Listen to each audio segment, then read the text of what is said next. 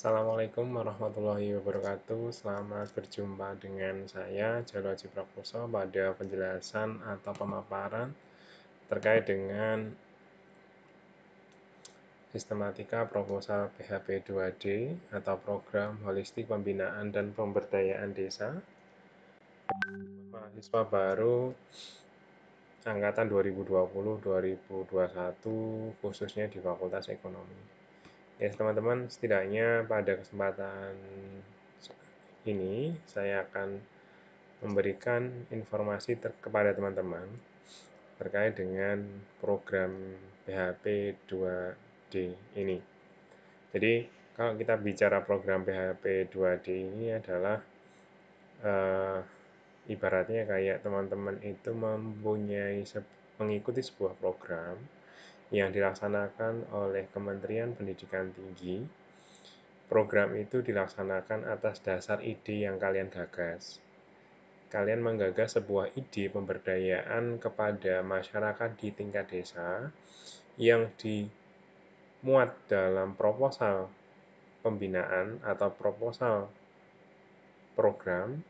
Kemudian proposal program itu kalian akan ikutkan dalam seleksi tingkat nasional.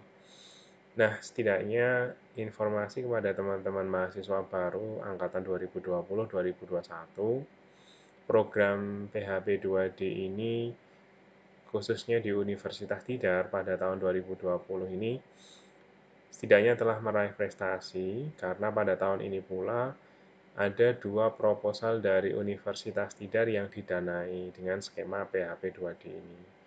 Salah satunya adalah dari teman-teman kakak tingkat kalian dari program studi ekonomi pembangunan Fakultas Ekonomi. Jadi dengan mengikuti hibah proposal ini, teman-teman akan bagi yang lolos akan mendapatkan hibah pendanaan untuk melaksanakan program pemberdayaan atau program pembinaan bagi desa. Nah, pada kesempatan kali ini saya akan menjelaskan sedikit terkait dengan apa itu program PHP 2D atau program holistik pembinaan dan pemberdayaan desa. Setidaknya kalau kita bicara tentang pengabdian oleh mahasiswa, nah, apa tujuan pengabdian kepada mahasiswa? Kembali lagi, selain kalian itu kuliah mendapatkan materi terkait dengan program studi kalian, misalkan teman-teman ekonomi pembangunan dapat materi perkuliahan ekonomi pembangunan, mikro, makro, kemudian ekonometrika, kemudian ada perencanaan pembangunan dan lain sebagainya. Teman-teman di akuntansi, di manajemen juga mendapatkan mata kuliah atau kemampuan berdasarkan program studinya. Di luar itu, kalian bisa mengembangkan diri melalui kegiatan-kegiatan yang mengasah soft skill.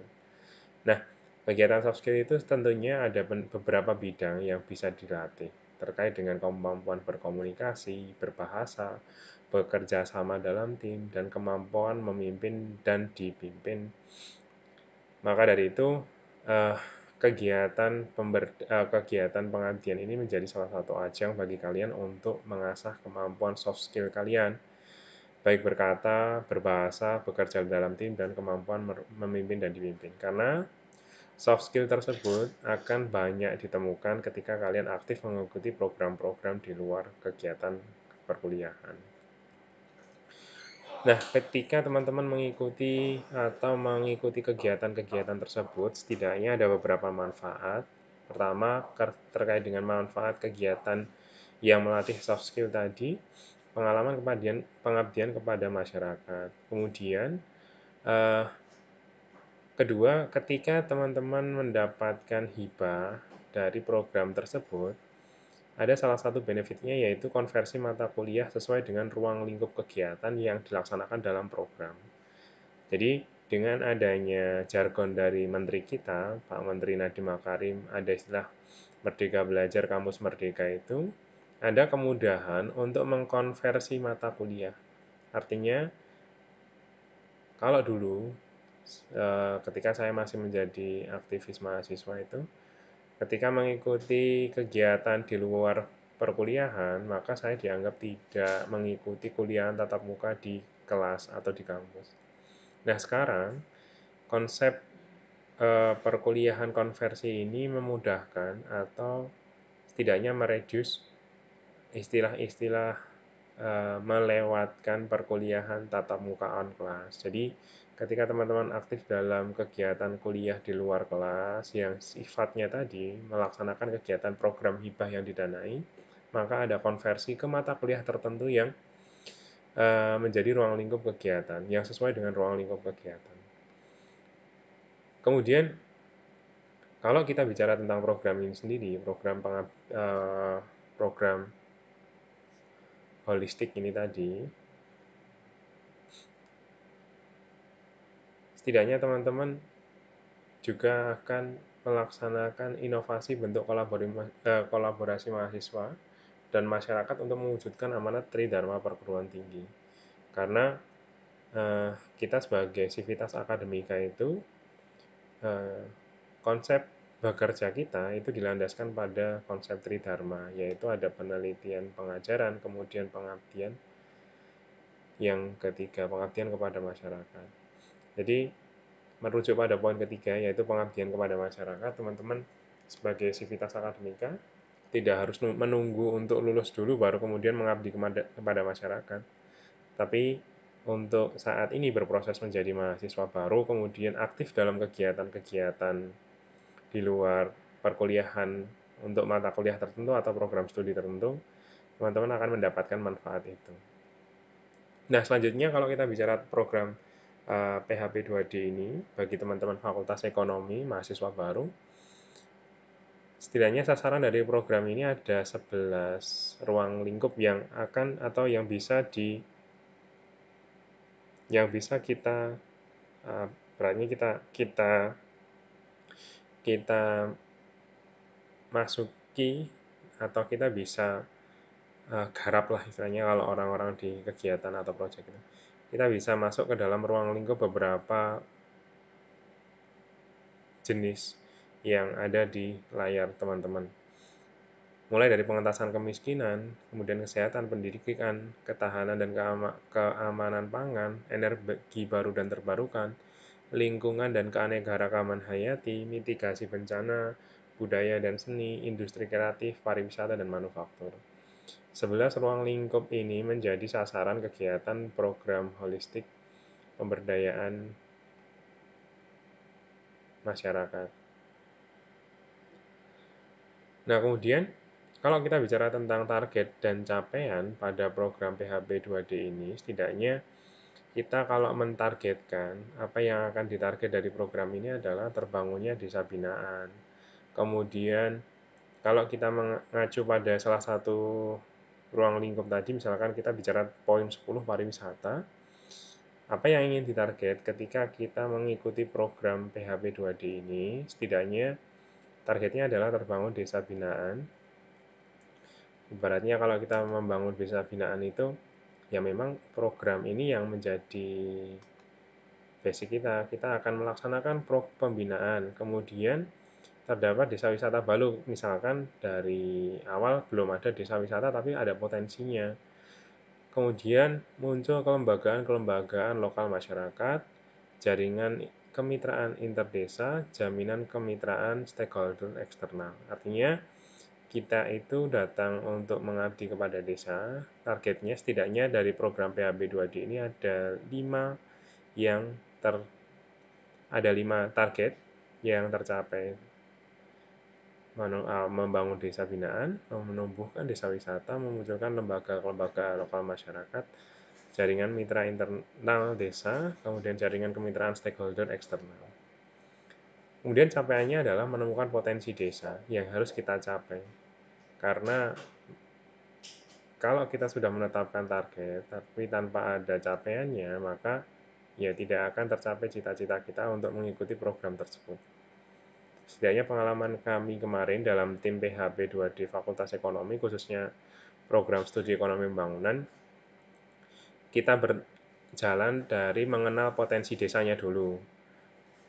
Kita kenal potensi desa, apa yang dimiliki di desa sana, kemudian kita kemas dalam proposal. Itu yang menjadi langkah awal kita hingga akhirnya proposal PHP 2D itu diberikan pendanaan.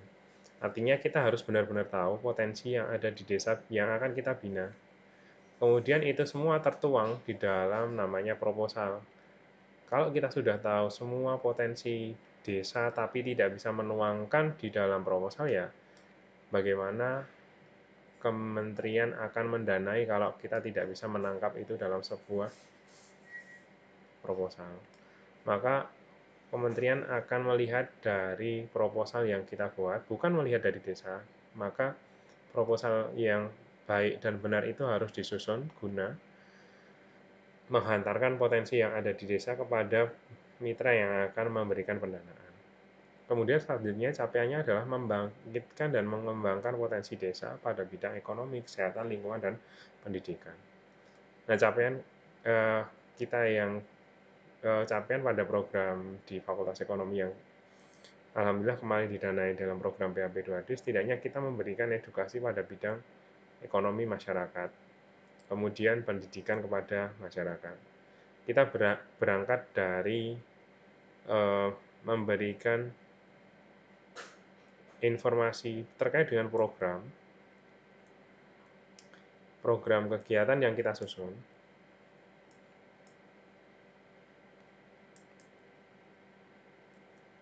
Itu memberikan apa ya istilahnya, ini memberikan gambaran kita mau mencapai target yang mana nanti. Maka dari program tersusun ini kita akan mengetahui, oh ternyata setelah program kami laksanakan, maka akan, kalau dari salah satu pengalaman kami adalah terbangunnya desa binaan terkait dengan wisata, edukasi wisata dan kuliner di daerah di desa binaan. Artinya kita memberikan program, itu program baik pendidikan maupun program pembangkitan ekonomi desa, itu yang menjadi program kita untuk mencapai target pada desa binaan di kegiatan PHP 2D ini. Kemudian kalau kita bicara tentang kriterianya, siapa yang boleh mengusulkan? Pengusul dalam kegiatan ini pasti kita paham terkait dengan status mahasiswanya. Tergabung dalam organisasi mahasiswa, minimal 10 orang terdiri dari minimal 2 angkatan yang berbeda. Nah, pengalaman dari tim PHP 2D FE kemarin, kita melaksanakan membentuk tim itu dalam organisasi UKM mahasiswa di jurusan masing-masing dengan memenuhi aspek angkatan yang berbeda ini. Kita penuhi aspek angkatan berbeda, kemudian kita penuhi organisasi mahasiswa. Namun kita tidak memenuhi aspek yang multidisiplin karena memang semuanya dari background ekonomi pembangunan dan itu pun diperbolehkan. Selanjutnya, kalau kita mau menangkap tadi, setidaknya kalau kita sudah tahu potensi desa, kemudian kita tahu kesempatan, namanya program PHP 2D ini, maka kalau kita mau mengikuti, kita mau join, bagaimana caranya? Maka kita harus membuat dalam bentuk proposal yang tadi sudah saya sampaikan di depan. Nah, sebaik-baik apapun kita punya ide, kalau kita tidak punya proposal, maka tidak akan diketahui oleh pemberi dana. Sebaik-baiknya potensi yang ada di desa, kalau kita tidak bisa merangkum atau menyusun itu dalam sebuah proposal, juga tidak akan diketahui potensinya oleh para pemberi dana. Maka dari itu proposal sangat penting perannya untuk mensajikan potensi desa itu, karena kita sebagai kaum sivitas akademika, maka kita dituntut untuk bisa mengcapture potensi desa itu dalam bentuk tulisan. Nah, bentuk tulisan ini tertuang di dalamnya salah satunya adalah judul. Dalam judul proposal, setidaknya kita harus memenuhi pada poin di sini. Singkat, spesifik, jelas, memberi gambaran kegiatan yang diusulkan. Nah, kemarin untuk pengalaman kita, pengalaman dari teman-teman pengusul di FE, kita memberikan judul sesuai program kerja yang dibuat.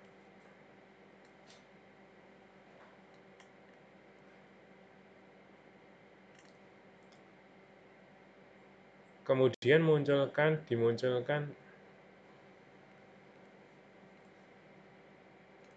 kata menarik dari program. Artinya kita memenuhi dua aspek ini, judul sesuai dengan program tersusun. Nah, dimunculkan kata menarik. Kata menarik ini artinya ketika pembaca, reviewer membaca dari proposal kita, oh ternyata ada yang beda dengan proposal yang lainnya. Nah, karena kemarin kita memberikan pemberdayaan berupa edukasi, kita membuat desa binaan. Desa binaan itu punya potensi hutan di desanya. Kemudian kita akan membuat sebuah tempat wisata yang mana terdapat wisata edukasi hutan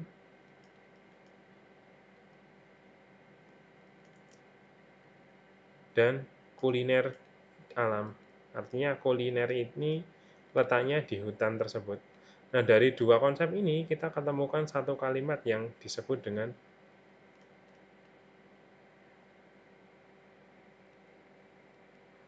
nah, kalau tidak saya tulisannya seperti ini, teman-teman mahasiswa ekonomi bangunan yang tergabung dalam HIMEPA membuat kalimat kata menariknya atau kata menariknya yang menjadi program kita adalah seperti itu. Jadi judul menarik itu menjadi salah satu daya tarik atau kemungkinan dibaca oleh reviewer dengan sungguh-sungguh. Kemudian dalam susunan proposal, selanjutnya setelah judul kita harus menguraikan latar belakang masalah. Dijelaskan secara jelas potret, profil, kondisi masyarakat sasaran, kemudian menguraikan kondisi dan potensi wilayah, mendeskripsikan hasil survei awal yang telah dilakukan.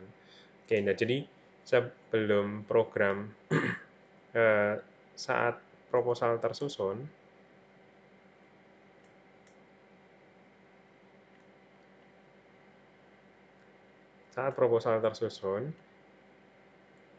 kita sudah melakukan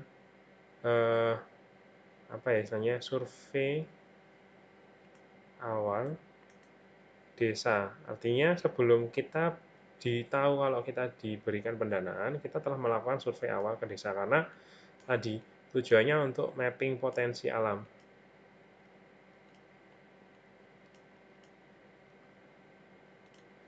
yang akan kita bentuk dalam program tadi. Jadi di depan kita sudah sampaikan potensinya itu diketahui dari apa ya? Kita harus mapping ke sana, terjun ke lokasi.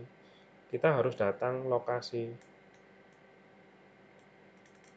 Jangan sampai kita membuat program itu kita mengarang potensi ya. Jadi kita benar-benar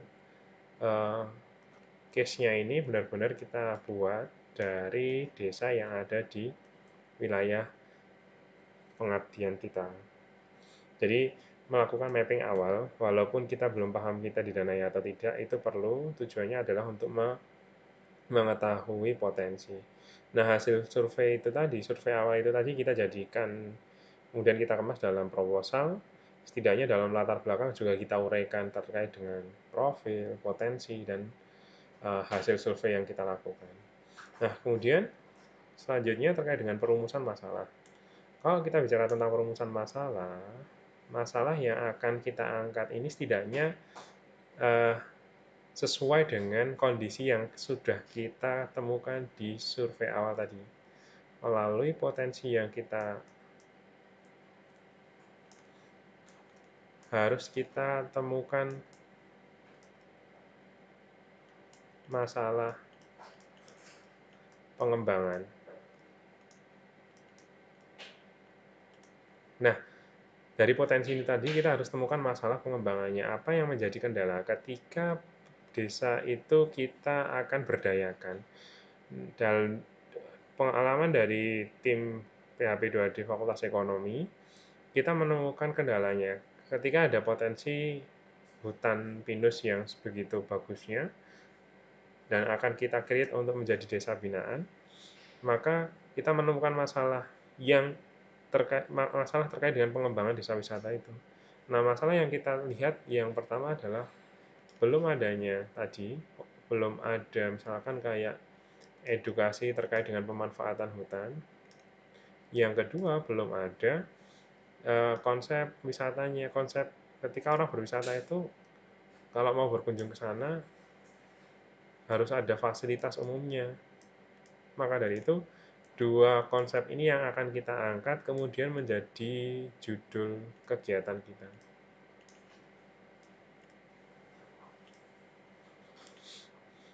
Nah, adanya program yang akan kita laksanakan ini nanti itu tentunya memberikan manfaat pada desa. Manfaat ini yang akan memberikan ibaratnya leverage ya atau daya ungkit untuk perbaikan kehidupan masyarakat. Jadi setidaknya teman-teman yang memberikan kegiatan pengabdian kepada masyarakat, selain kalian mengikuti pelatihan mengasah soft skill, setidaknya kalian kalau didanai nanti juga akan melakukan ibadah. Karena setidaknya kegiatan yang kita lakukan memberikan manfaat kepada orang lain, tentunya yang mensejahterakan itu setidaknya kita dicatat amal baik kita oleh Tuhan. Wah, panjang ya ceritanya, artinya dari program pengabdian hingga kita bicara terkait dengan uh, apa ya istilahnya terkait hubungan kita dengan Tuhan. Oke. Kemudian kalau kita bicara terkait dengan tujuan, merumuskan tujuan yang akan dicapai secara spesifik tadi itu berdasarkan tujuan kita. Tujuan itu ya berdasarkan masalah yang ditemukan.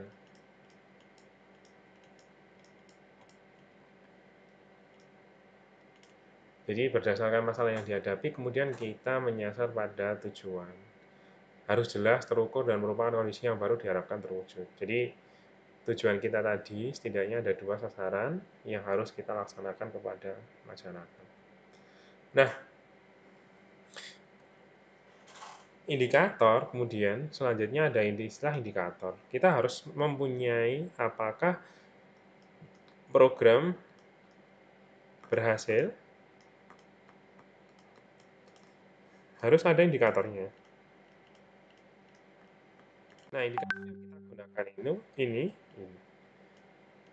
ada before dan afternya. Before after sendiri, sebelum ada kegiatan PHP 2D, berarti di sana belum ada, istilahnya tadi belum ada edukasi wisata. Kemudian belum ada konsep kuliner. Nah, setelah ada, maka ada ini belum ada. Kemudian setelah ada edukasi wisata hutan. Kemudian ada konsep kuliner. Ini menjadi ada. Artinya indikatornya itu terukur dan jelas apa yang akan dilaksanakan berdasarkan tujuan tadi. Sebelum ada program dan sesudah ada program itu jelas akan dapat diketahui.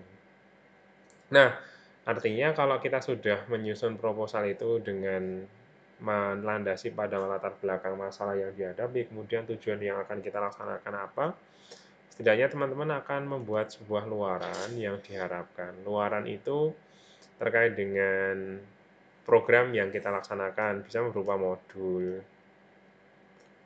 bisa terkait dengan guideline, kemudian inovasinya apa, kemudian profil poster hasil pelaksanaan program. Ini menjadi luaran yang harus dipenuhi. Kegiatan publikasi misalkan di media cetak, jejaring, ini manfaat lain ketika kita menghubungkan desa dengan eksternal.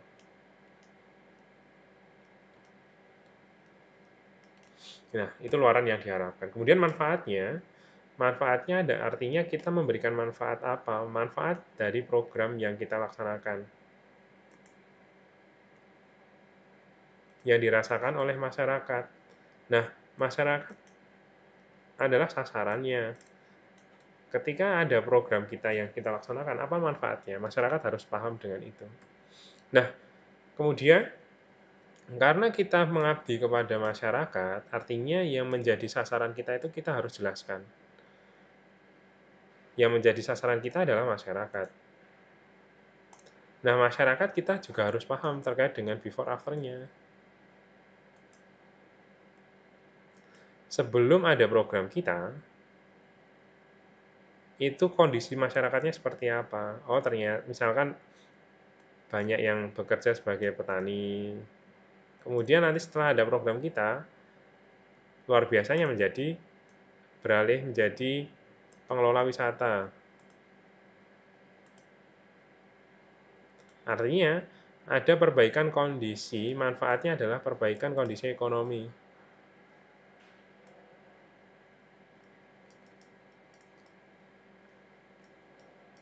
Dari adanya program kita. Kemudian, uraikan lokasi daerah sasaran, itu kita bisa berikan map capture-nya itu. Misalkan dari kampus kita ke sana itu harus menempuh jarak berapa kilometernya. Kita harus sampaikan atau uraikan itu di gambaran umum. Kemudian uraikan terkait dengan permasalahan. Nah, permasalahan ini tadi kita tentunya tahu dari gap antara potensi dengan pengembangan. Jadi kita harus temukan gap-nya ini. Kenapa ada potensi tapi tidak bisa berkembang? Maka kita harus temukan gap ini yang menjadi masalah. Nah, masalah itu ini menjadi awal dari program yang kita laksanakan. Kemudian, bagaimana metode pelaksanaan kegiatan pengabdian ini kita laksanakan di lapangan. Kita harus benar-benar membuat kegiatan pengabdian di desa. Kemudian ada kombinasi menggunakan online karena situasi pandemi seperti ini. Kemudian dilakukan seluruhnya secara online ketika tidak memungkinkan dilaksanakan secara offline. Dasar pemilihan metode pemberdayaan masyarakat desa nomor 1 dan 2 dan 3 adalah tingkat pandemik yang yang ada di lokasi desa. Artinya ketika tidak memungkinkan menggunakan offline berarti online kombinasi. Kalau tidak memungkinkan online kombinasi ya berarti semuanya offline. Tapi karena kita di desa yang alhamdulillah zona hijau, maka kita menggunakan on the spot. Artinya kita melaksanakan program itu benar-benar di lapangan. Kemudian kalau kita sudah menyusun sebuah konsep program, dalam program itu kita harus membuat timeline kegiatan. Jadi kita buat timeline kegiatan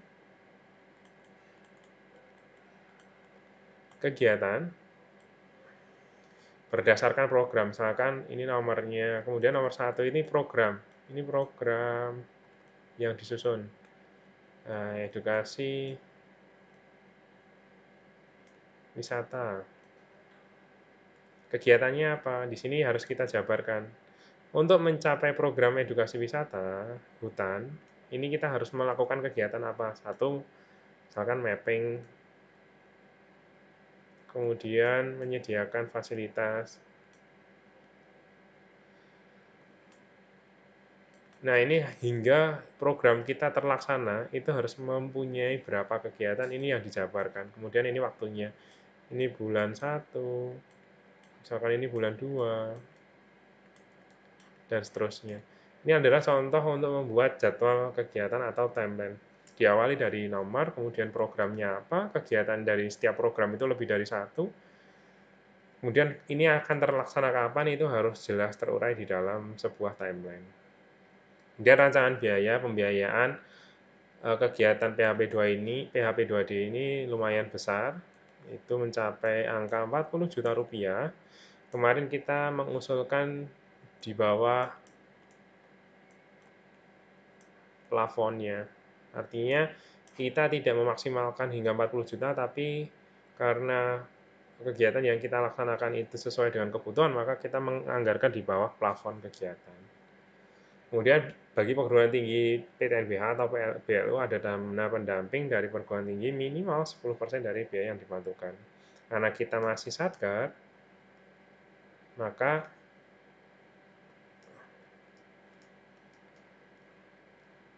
maka pendanaan full dari biaya yang diberikan dari program PHP2 ini. Kalau ini yang bagi UGM, Undi, UNS itu harus ada program tambahan hibah itu tadi.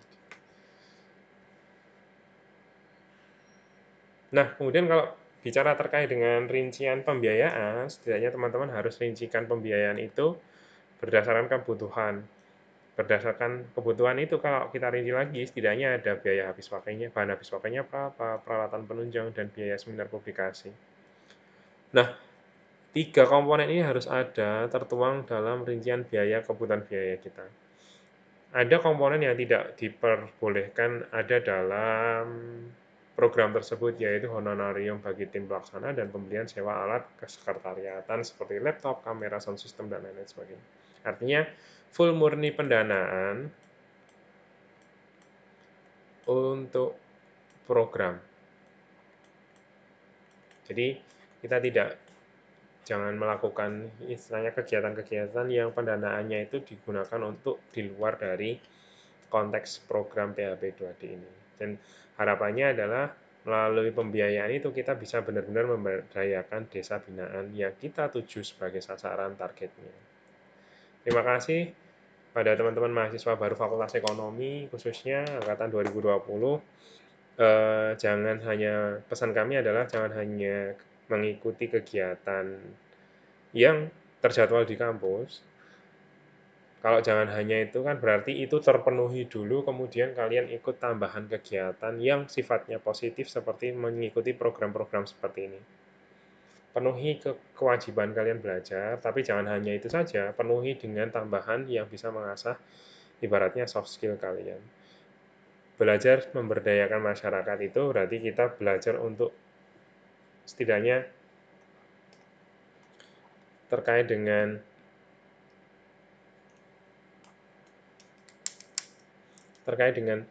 uh, komunikasi kepada masyarakat, kemudian belajar terkait dengan mengerti masalah yang dihadapi oleh di masyarakat.